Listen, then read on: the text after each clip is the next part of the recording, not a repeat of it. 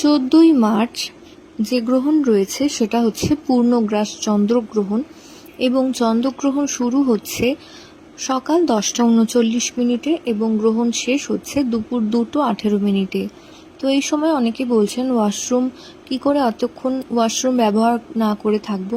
তো সেটা খুবই স্বাভাবিক বিষয়, কিন্তু অবশ্যই যদি না খুব বেশি প্রয়োজন না পড়ে তবে ব্যবহার না করাই ভালো।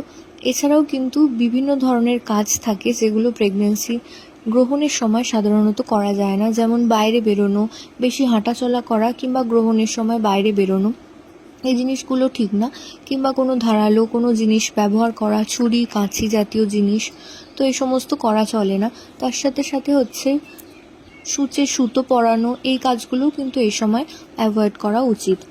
এবং যদি কিছু খাবার হয় তাহলে অবশ্যই বলবো যে যদি কিছু খেতে চান তবে অবশ্যই গ্রহণ মিটে যাওয়ার পর খেলে ভালো হয়।